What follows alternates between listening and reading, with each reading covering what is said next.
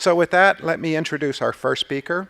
She is Carolyn Davis, the Assistant Deputy Minister, Resolution and Individual Affairs Sector, Indian and Northern Affairs Canada, Government of Canada.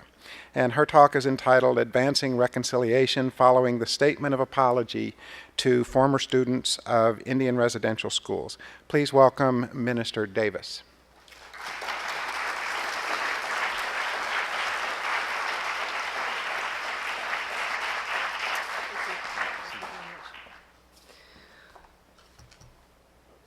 Thank you. In Canada, we have a tradition when we're visiting First Nations to say thank you for standing on their traditional territory. So in keeping with that, I would like to convey my thanks to the Piscataway and to the other tribes of this area for allowing us to be here today. Thank you for inviting me to speak about the Government of Canada's work on advancing reconciliation among Aboriginal peoples and all Canadians. It's my very great pleasure to attend the symposium. And as I speak, you'll be seeing some photographs that were taken in the House of Commons on the day of the apology. They'll be cycling through during this speech. And because Canada is a bilingual nation, I will be making a few remarks in French, but for those who don't understand that, they will be in English as well. Comme bon nombre d'entre vous le savent, le 11 juin 2008, à la Chambre des communes, le Premier ministre du Canada, le très honorable Stephen Harper, a présenté ses excuses complètes à tous les anciens élèves des pensionnats indiens, au nom de tous les Canadiens.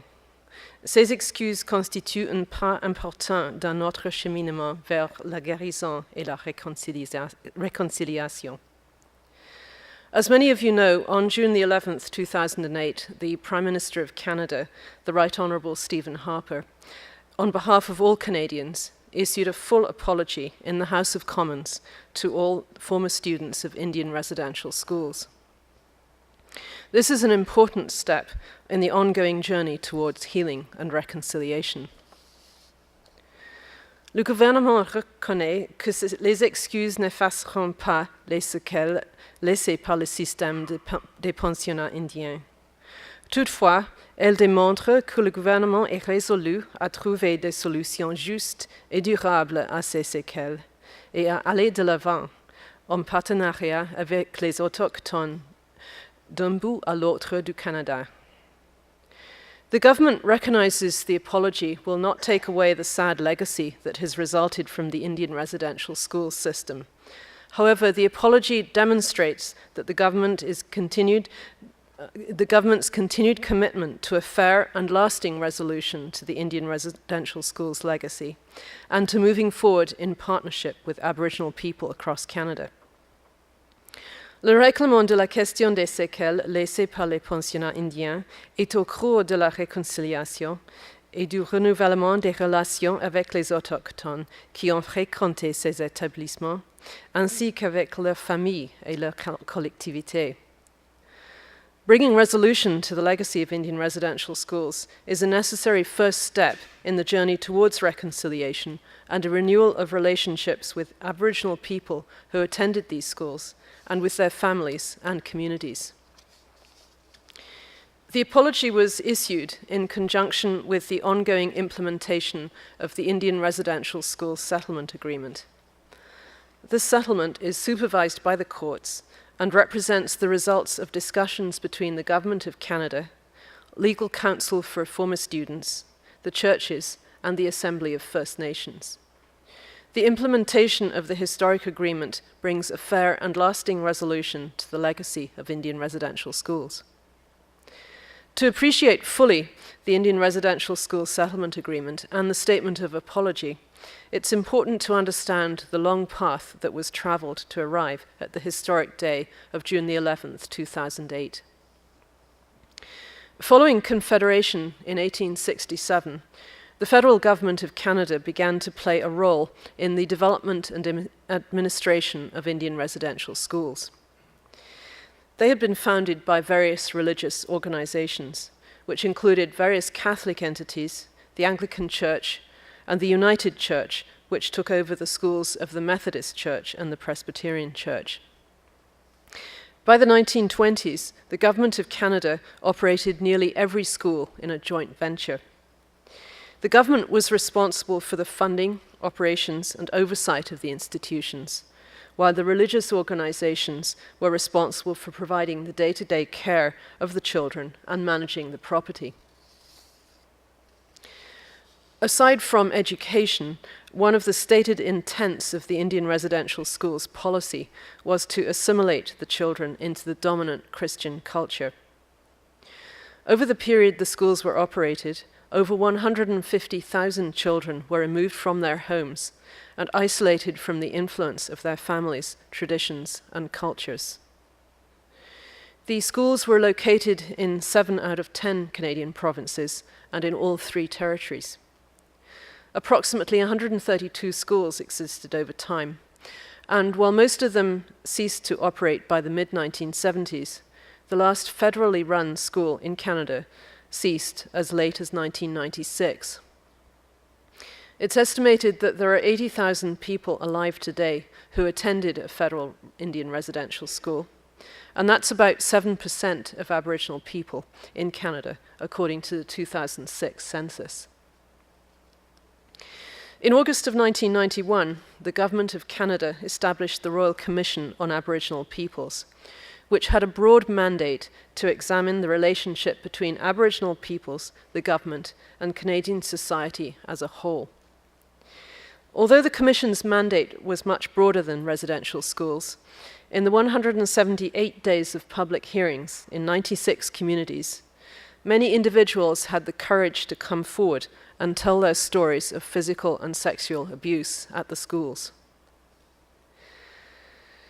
This was an important attention that was brought to the legacy of residential schools, and these issues became a significant part of the report that the Commission released in 1996.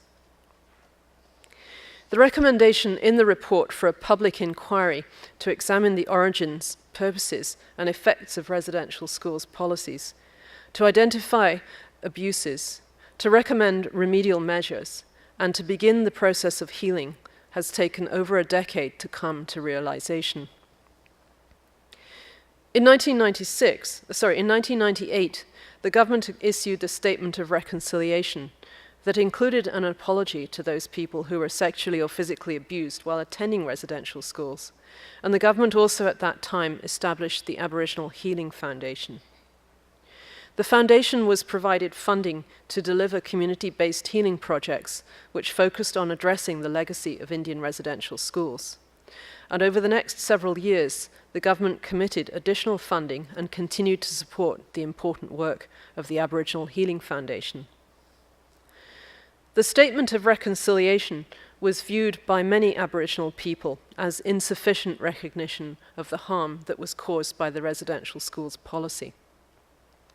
The statement was perceived as not going far enough in addressing the broader damages that the people had suffered and the impact that residential schools continue to have today on Aboriginal people.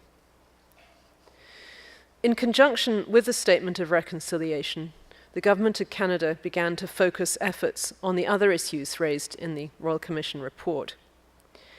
One of the efforts made was to negotiate with the various church entities on the level of financial compensation that would be paid for civil damages awarded in abuse claims.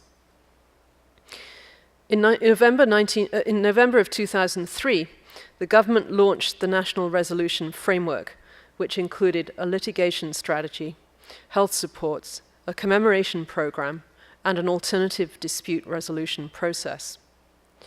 This process did accomplish a good measure of success, with more than 6,700 claims resolved and $283 million provided in compensation to former students. While all this was going on, one of several class actions against the Government of Canada regarding residential schools was certified by the courts. This was a claim for damages for physical and psychological abuse, as well as loss of language and culture on behalf of the members of the class and for others. On May the 30th, 2005, the Government of Canada appointed a former Supreme Court judge, the Honourable Frank Iacobucci, as the government's representative to lead discussions towards a fair and lasting resolution of the legacy of Indian residential schools.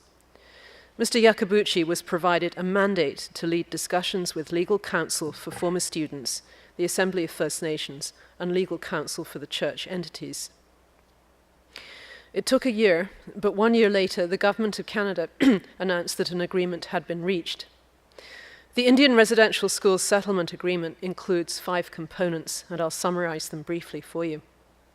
Firstly, there is the Common Experience Payment, which provides a lump sum payment to the general experience of being removed from family and for the loss of language and culture. It goes to everyone who attended a residential school, and it increases incrementally in relation to the duration of time spent at the school. A trust fund of $1.9 billion has been established for this. Secondly, the independent assessment process provides individual compensation for physical and sexual abuse, and awards range from $5,000 to over $400,000. Thirdly, there are measures to support healing, including a $125 million further endowment for the Aboriginal Healing Foundation, and a health support program of $95 million over 5 years to provide counselling and emotional support to survivors. Fourthly, there is $20 million to support commemoration initiatives that will provide an opportunity for former students and their families to support one another, to recognise and take pride in their achievements, their strengths, their courage, and their resiliency. And it will also contribute to a sense of identity and unity and belonging, and will promote Aboriginal languages, culture, and traditional and spiritual values. And lastly, there is the establishment of a Truth and Reconciliation Commission, which will have a budget of $60 million over 5 years. It will complete an accurate and public historic record of the past, thereby presenting awareness and public education about the Indian residential schools system and its impacts on the human dignity of former students. And we also expect that the Truth and Reconciliation Commission will make recommendations to the government about further steps on the journey towards reconciliation. Over the next several months after the signing of this agreement, public hearings were held in 9 different jurisdictional courts. All of the courts gave the approval of the settlement, which would become the largest class action settlement in Canadian history. Implementation of the Indian Residential Schools Settlement Agreement began on September the 19th, 2007. The government moved quickly to adopt the commitments made, and by Christmas 2007, over 50,000 applications for the Common Experience Payment had been processed. Although the settlement agreement did not specifically require an official apology from the Government of Canada, the government came to recognize that the absence of an apology was an impediment to healing and reconciliation. At the start of each parliamentary session, the Governor-General makes a speech in the House of Commons that lays out the government's goals for the coming session. Called the Speech from the Throne, it's an important moment in our country's democratic life. Included in the October 16, 2007 speech was a promise that upon the launch of the Truth and Reconciliation Commission, the Prime Minister, on behalf of our government, would make a statement of apology to close this sad chapter in our history. The next 4 months were taken up with careful and coordinated planning. The 5 national Aboriginal organisations, other key interest groups, and individual Aboriginal people were consulted on the planning of the day's events and the contents of the statement.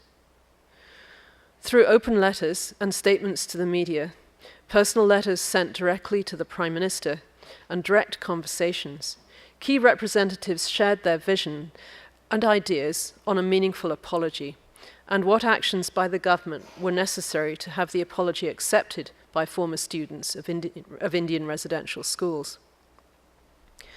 Our government listened very closely to their ideas, and their input was invaluable to the eventual success of the day. The idea of the Prime Minister delivering the statement of apology from the floor of the House of Commons presented an extraordinary challenge in itself. We have 4 official political parties in Canada, and the event did not have a clear parliamentary precedent that we could use to build a model. But nevertheless, we obtained an all-party agreement to have Aboriginal leaders present on the floor of the House of Commons to receive the apology from the Prime Minister and to speak in response. A motion to close Parliament to all other business on the day of the apology was passed unanimously by all members of the House.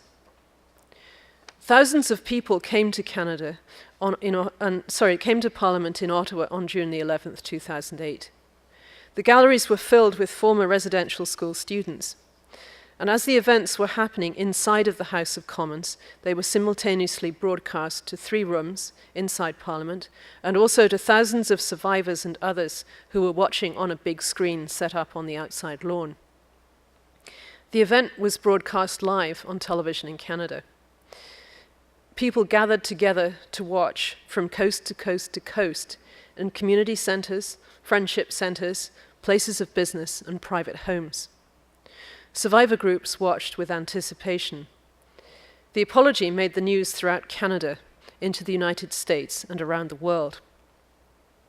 At 3:00 in the afternoon, the Prime Minister of Canada, the Right Honourable Stephen Harper, rose in the House of Commons and delivered the statement of apology to former students of Indian residential schools. Following this statement, each leader and the other 3 parties apologised. And following this, the leaders of the 5 national Aboriginal organisations rose from their place in the healing circle in the middle of the House of Commons, and each gave a statement accepting the apology on behalf of the former students. This was a very big moment when Canadians came together to speak with one voice, to right a wrong of the past, to ask for forgiveness for what had been done, and to hope for a better future. The statement of apology must be followed by action if we as a country are to move forward in partnership with the Aboriginal peoples. This task will not come easy, and there is much work still to be done. A cornerstone of the Indian Residential Schools Settlement Agreement is the creation of the Truth and Reconciliation Commission. The Commission will initiate and encourage reconciliation. Through statement-taking and truth-sharing, it will provide an opportunity for people to share their experiences. 7 national events and several community events will take place, and a research centre will be established that will house a complete and accurate public historic record of the past. The Commission represents a unique opportunity to educate all Canadians and others on the system, which is a significant part of Canadian history that is still unknown to most Canadians. The intergenerational effects of the residential schools policy can be seen in communities across our country. The impacts of the loss of language and culture, underdeveloped parenting and relationship building skills are profoundly negative and have contributed to the social programs that continue today. We need to work together on how best to improve the educational experience and outcomes of Aboriginal young people, as just one example of the work we need to do. The government provides funds for survivors' associations to sustain their work in communities and also to provide health supports. And we need to continue also with this work, which helps to reverse the negative effects by encouraging strong families, communities, and cultural practices. Nous pouvons atteindre ces objectifs uniquement si nous renforçons la relation entre les autochtones et les non-autochtones, relation qui a été renouvelée grâce à tous les efforts qui ont été déployés pour régler la question des séquelles laissées par les pensionnats indiens. We can only accomplish these goals by strengthening the relationship between the Aboriginal and non-Aboriginal peoples that has been renewed through all of the efforts to resolve the legacy of Indian residential schools. So thank you very much indeed for inviting me to speak here today about the Canadian perspective of our harvest of hope. Thank you.